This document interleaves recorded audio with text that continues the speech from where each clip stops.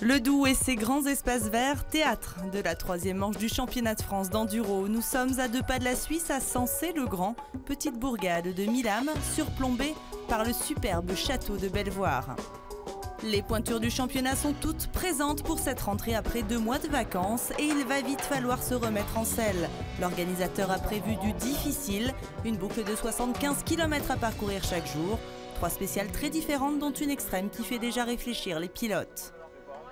Ça va être une spéciale assez difficile parce qu'ils ont bien travaillé, ils ont aménagé un champ avec vraiment des cailloux et pas mal de rochers et des troncs, donc ça devrait être assez intéressant.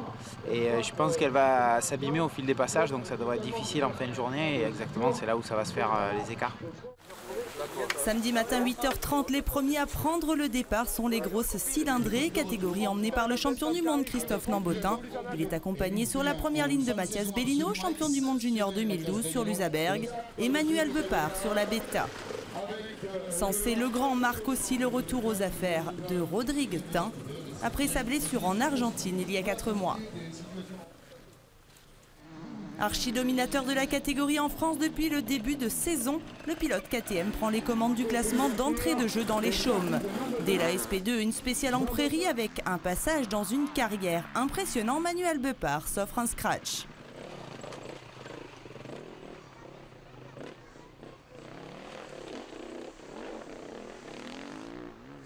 Mathias Bellino n'est quant à lui pas en reste. Distancé par le pilote KTM, il maintient sa 2e position tout au long de la journée avec une grosse bagarre face à Manuel Bepard. Il faut attendre l'avant-dernière spéciale pour véritablement voir une hiérarchie se définir entre les 2 hommes. C'est finalement Bellino qui a gain de cause, il finit 2, Albepard est 3. Nambot, quant à lui, n'a commis aucune erreur et rentre au parc pour la mécanique en vainqueur de cette première journée. Une habitude depuis le début de saison, mais qui ne se refuse pas, surtout après les vacances. La reprise a été un peu dure physiquement sur la fin de journée, là, pas forcément physique pure, mais lassitude un petit peu. C'est vrai qu'ils ont été présents derrière moi toute la journée. Et à partir du 3e tour, ils ont un petit peu lâché, Manu a chuté et du coup ça m'a permis d'avoir un peu d'avance et pouvoir finir sur une bonne note. 2e catégorie à partir, les plaques noires des élites 1 avec le quadruple champion du monde Antoine Méo. À ses côtés au départ, Jérémy Joly sur la Honda et Marc Bourgeois sur la Yam. Et 1 minute derrière eux, on retrouve le pilote Cherco Anthony Boissière qui va vite nous montrer qu'il n'est pas venu acheter du terrain dans le Doubs. Dès les premiers tours de roue sur la SP1 dans les chaumes, c'est le pilote Yamaha qui prend les rênes de la catégorie E1. Boissière pointe au 2e rang. Jérémy Joly est 3e. Quant à Méo, toujours aussi peu matinal, il est que 4e. À mi-journée, Anthony Boissière est en tête avec une mince avance sur le pilote KTM qui cravache pour revenir. Jérémy Joly est 3e à 6 secondes du leader. Marc Bourgeois est 4e après une lourde chute dans la SP3.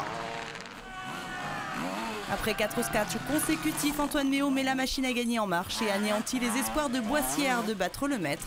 Malgré une hargne déconcertante, il termine cette journée à une 2e place, à 15 secondes de Méo. D'habitude, les premiers tours, je ne suis pas trop à mon aise. Et là, ça s'est bien passé, puisqu'à la fin du premier tour, j'étais en tête, donc c'était pas mal. Après, je savais qu'Antoine allait aussi de rythme. C'est vrai que je suis pas trop du matin, donc en général, j'attends un petit peu et je sais qu'en fin de course, j'arrive à faire la différence, donc j'en profite. Et il en profite largement au grand désespoir de ses adversaires. Marc Bourgeois complète le podium après une belle fin de journée. Dernière catégorie élite à prendre le départ, les mid-size aux plaques rouges, les E2. Sur la première ligne, le champion du monde en titre Pellat René au guidon de l'Usaberg. À ses côtés, Julien Gauthier sur la Cherco Motopulsion et Antoine Basset de l'équipe de France Armée de Terre. Le suspense est presque tué dès les premières spéciales alors que Gauthier laisse filer 16 secondes à Pellat. 16 secondes qu'il ne récupérera jamais malgré un scratch dès la SP2. Pellat, de son côté, s'est contenté de gérer sa journée. Aucune erreur, aucune perte de temps pour le pilote Usaberg. Il s'impose sans difficulté avec 50 secondes d'avance sur son dauphin, Julien Gauthier.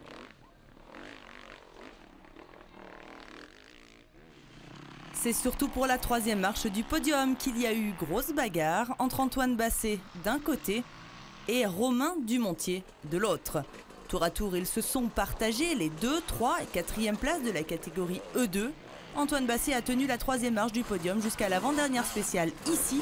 Sur ce terrain extrême, Romain Dumontier a retrouvé son meilleur niveau et a gagné sa place sur le podium pour une seule petite seconde. Une récompense qui vient à point nommé pour le pilote Yamaha Posor après une blessure au pied en début de saison.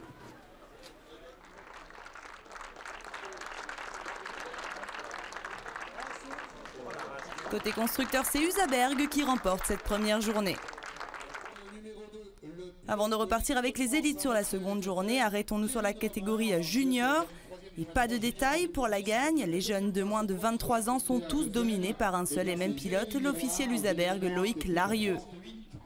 On le qualifie souvent de crossman, mais au vu de ses résultats au scratch, Larieux mérite largement d'être considéré comme un enduriste à part entière.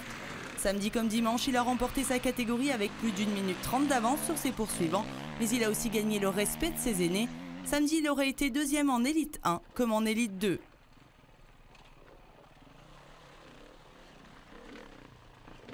En début d'année, je ne savais pas du tout comment ça allait se passer parce que c'est ma première année en enduro.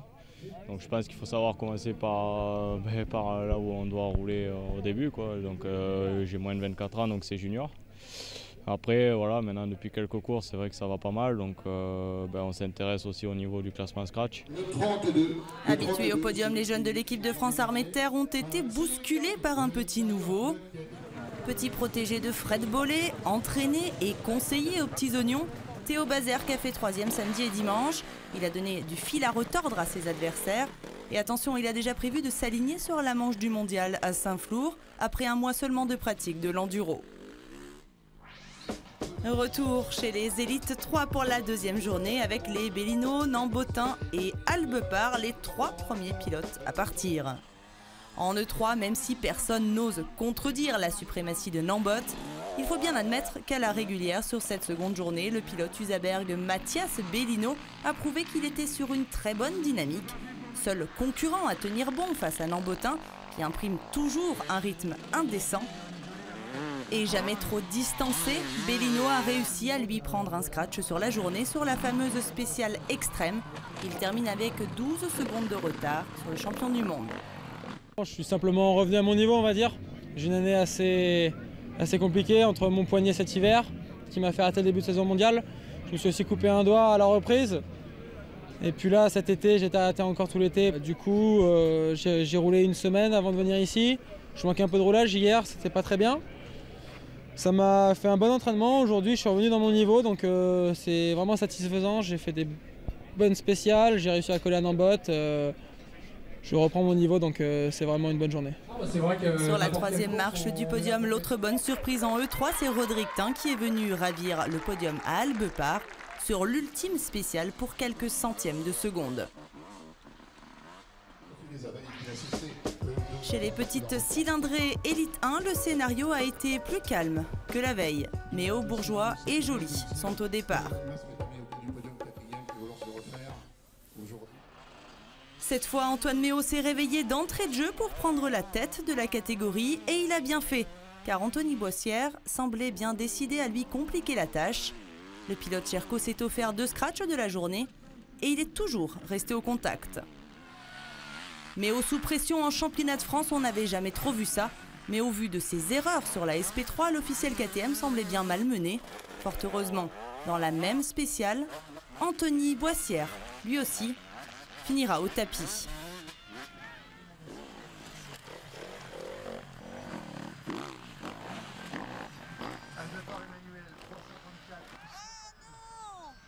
Boissière s'incline finalement face au quadruple champion du monde pour 40 secondes. Au deuxième tour dans l'extrême, je voulais faire un bon temps au départ et j'ai fait beaucoup d'erreurs dans la première partie, donc ça m'a un peu énervé. Et à la fin, j'ai fait un peu n'importe quoi, donc je ne suis pas tombé, j'ai eu de la chance. Mais sinon, non, Toto a bien progressé, il se rapproche de plus en plus, donc ce qui est vraiment bien. Et c'était une super course, donc un très bon entraînement pour le mondial le week-end prochain. Et voilà. C'est le même podium que la veille avec Marc Bourgeois sur la 3e marche. Régulier tout au long de la journée, il n'a toutefois pas pu se battre avec les 2 phénomènes de devant.